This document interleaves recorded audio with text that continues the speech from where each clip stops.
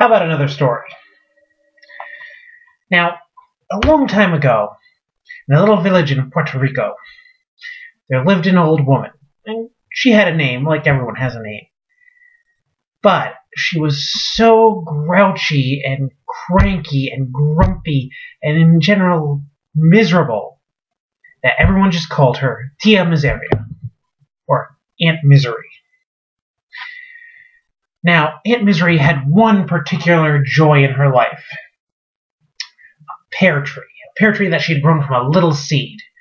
Every year it would produce the most beautiful green pears on it. The problem is that when you've got beautiful green pears, you'll also have people who want to take them. And so it was that the local boys in the village would sneak into her yard, climb up the tree, snatch the pears, and before she could even get out and catch them in the act, they'd be off and running. And so it went, causing Tia Miseria great frustration. Now, an interesting thing happened. One day, a visitor came to visit Aunt Misery. Now, usually, she would turn visitors away. She didn't like people much. But this visitor was tired, and his clothes were ragged, and they were wet, drenched through from the rain the night before. No, said, Signora, please. For one night, just let me stay here and rest, and I will be gone the next morning. She thought about it, and she said, okay, I will let you stay here tonight, and you will leave in the morning. Gracias, Signora. So the visitor stayed, and the next morning he got up, and he got his things together and started to leave. But before that, he went up to Aunt Misery and said, Signora, for you, because you are so kind to me, you may have one wish, anything you want. She thought about it a little, and she said, I know. I want it to be so that anyone who climbs up my pear tree cannot get back down unless I let them. He said, that is all? Well then, it is done. And he left. Now a little more time passes, and those neighborhood boys decide they want to take a few more pears. They sneak into Aunt Misery's yard, they climb up her tree, they stuff their pockets full of pears, and then realize, for some reason, they can't get back down. And they stay there for a little while, and eventually they swallow their pride, and they start calling, help! Help! Help get us down! We can't get down! And Aunt Misery walks out and she says, so, you're the ones taking my pears. You know, I like those pears a great deal. I planted this pear tree from a little seed. And then you come, and you take them, and you run away like thieves in the night. Say, we're sorry, we don't want to steal the pears anymore. We just want to get down. We're cold and we're hungry, and we can't get down. He said, I'll let you down if you promise to not steal my pears anymore. I said, we promise. He says, okay. But remember, if you do this again, you'll be in the exact same predicament. You may go. And they climbed down the tree and they took off as fast as they could. It worked, though. No one else started stealing her pears. Now, some time passed, and Aunt Misery got another visitor. There's a knock at the door. She opens it, and she sees this tall, pale, haggard-looking man. She says, well, hello. What can I do for you?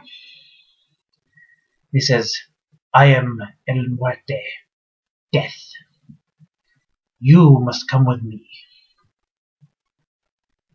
She says, oh, I knew you'd be coming eventually. Well, it's a long trip to the other side, isn't it? Why don't we bring something to eat? Why don't you climb up in my tree and grab me some pears? Death looked up at the tree, looked down at her, and said, I suppose that could be arranged. So he didn't really climb. Death looked up at the tree, and then he just sort of bounded up there and started picking pears and stuffing them into the pockets of his cloak.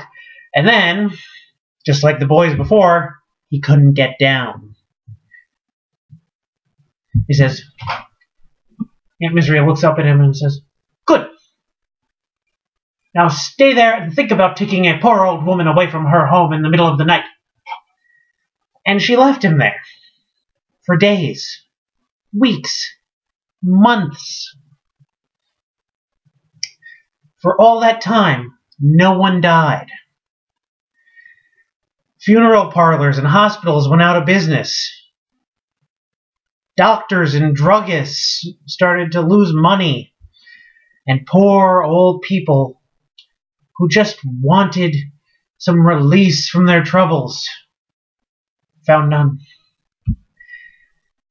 Now, Aunt Misery had every intention of leaving him up there. She had no use for him, but it started to get kind of annoying hearing these people, oh, I'm 102 years old, I've got diabetes and bursitis and arthritis and I can't die, it's so horrible. Oh, you think it's so bad, I can't feed my family, my funeral parlor's going out of business. Finally she said, okay, I guess I have to let him go. So she went up to the tree. Said, Death, you and me, we have a chat.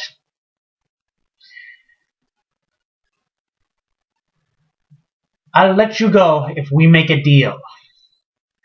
I said, I don't make deals with mortals. She said, well, then you can stay up there. I said, okay. What is this deal? She says, it's very simple. I let you go, I stay. I'm not going to that other world. I like it fine just here. He says, I can't do that. Then you're staying. Like, okay. I'll let you stay in this world. And I'll go about my business and never bother you again if you simply let me leave. She says, fine. You may go. And so Death dropped out of the tree and just strode off into the distance, leaving Aunt Misery where she is. And she's probably where she still is now, because Death never did come back for her.